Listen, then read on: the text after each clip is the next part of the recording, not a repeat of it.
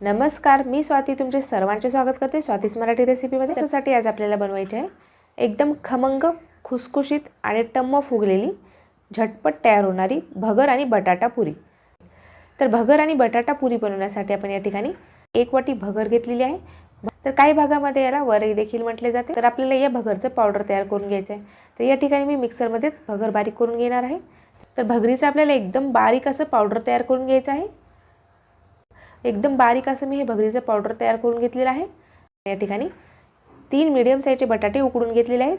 बटाट्यावरील जे साल आहे ते आपल्याला काढून घ्यायचं आहे आणि बटाट्याला आपल्याला मॅश करून घ्यायचं आहे। काटे चमच्याने तुम्ही याला मॅश करू शकता। तर सर्व बटाटे आपण या ठिकाणी अशा पद्धतीने किसून घेतलेले आहेत। तर जे किसून घेतलेला बटाटा आहे ते मी एका बाउलमध्ये टाकून घेतलेला आहे। त्यामध्ये आता आपल्याला टाकायचं आहे भगरीचं पावडर, जे आपण मिक्सरमध्ये बारीक केलेलं आहे ते पावडर टाकायचं आहे। एक अर्धा चमचा आपण यामध्ये जिरे टाकलेले आहेत। 1 चमचा आपण या ठिकाणी लाल तिखट टाकलेला आहे। काश्मीरी लाल मिर्च पावडर वापरत आहे मी, त्यामुळे आपल्या पुऱ्याला रंग छान येतो। तर मीठ टाकायचं आपल्याला चवीनुसार। तर या ठिकाणी मी जे उपवासाचं शेंदी मीठ असतं ते टाकत आहे। पाण्याची गरज वाटली तर आपल्याला थोडंसं यामध्ये गरम पाणी टाकायचं आहे। 1 ते 2 चमचे आपण या ठिकाणी गरम पाणी टाकलेलं आहे आणि अशा पद्धतीने मी हे पिठाचा गोळा तयार करून घेतलेला आहे। आता यावरती आपल्याला एक झाकण ठेवायचं आहे आणि 10 मिनिटांसाठी आपल्याला रेस्ट करण्यासाठी ठेवायचं आहे। 10 मिनिट झालेले आहेत। आपले पीठ छान भिजलेलं आहे।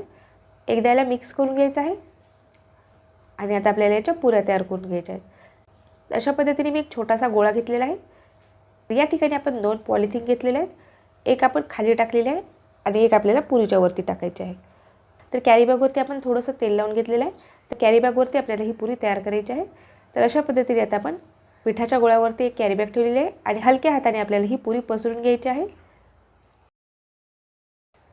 अशा पद्धतीने आता आपण कॅरी बॅगवरती ही पुरी पसरून घेतलेली आहे। जास्त पातळी करायची नाही, आपल्याला जास्त जाडही ठेवायची नाही। मीडियम अशी आपण ही पुरी तयार करून घेतलेली आहे। एकदम जर पातळ केली तर तुमची पुरी कडक होते, त्यामुळे थोडीशी जाडसर ठेवा। छान फुलते देखील आणि मऊ देखील बनते। कॅरी बॅगवरती केल्यामुळे पुरी इझिली निघत आहे। आणखीन एका पद्धतीने तुम्ही ही पुरी बनवू शकता। तर सेम तशाच पद्धतीने मी एक पिठाचा गोळा घेतलेला आहे आपण आणि त्यावरती आपण दुसरी कॅरी बॅग ठेवलेली आहे। एखादी वाटी किंवा अशा पद्धतीचा डब्बा असेल किंवा एखादं प्लेट, त्याने तुम्ही या पुरीला प्रेस करून घ्या। त्यामुळे देखील तुमची पुरी सर्व बाजूने सेम आकारात बनते। कुठे पातळ कुठे जाड अशी होत नाही। सर्व बाजूने सेम अशा याला दाब भेटतो, त्यामुळे आपली जी पुरी आहे ते सर्व बाजूने सेम बनते। तर ही देखील एकदम सोपी पद्धत आहे पुरी बनवण्याची। तुम्हाला जी सोपी वाटेल त्या पद्धतीने तुम्ही ही पुरी बनवून घेऊ शकता। तर आपली जी दुसरी पद्धतीची पुरी आहे ती देखील तयार झालेली आहे। आता आपल्याला हे पुऱ्या तळून घ्यायच्या आहेत। तर गॅसवरती मी कढई ठेवलेली आहे, त्यामध्ये आपण तेल ठेवलेलं आहे तापवण्यासाठी। तेल आपलं छान तापलेलं आहे। तर लो टू मीडियम फ्लेमवरतीच आपल्याला ह्या पुऱ्या छान तळून घ्यायच्या आहेत। तर एक एक करून आता आपल्याला पुऱ्या तळून घ्यायच्या आहेत। तर बघू शकता तुम्ही, तेलात टाकताच आपली पुरी एकदम छान टम्म अशी फुगलेली आहे। एकदम कुरकुरीत, क्रिस्पी आणि खमंग अशी आपली ही भगरीची पुरी तयार झालेली आहे। दोन्ही साईडने आपल्याला खरपूस अशी तळून घ्यायची आहे। दोन्ही साईडने आपल्याला आलटी-पलटी करत छान क्रिस्पी अशी तळून घ्यायची आहे। तर आपली जी पुरी आहे ती छान तळलेली आहे। आता रंग देखील छान आलेला आहे। एकदम कुरकुरीत आणि क्रिस्पी अशी आपली ही पुरी तयार झालेली आहे। तर झाल्यावरती थोडासा वेळ पुरी ठेवून यामधील जे एक्स्ट्राचं तेल आहे आपल्याला काढून घ्यायचं आहे। अशाच पद्धतीने आता आपल्याला बाकीच्या सर्व पुऱ्या तळून घ्यायच्या आहेत। तर बघू शकता तुम्ही, तेलात टाकताच आपल्या सर्व पुऱ्या छान फुलत आहेत। पुरी करताना थोडीशी जाडसर करा, त्यामुळे आपली पुरी छान फुलते। तर या पिठामध्ये चिकटपणा बिलकुल नसतो।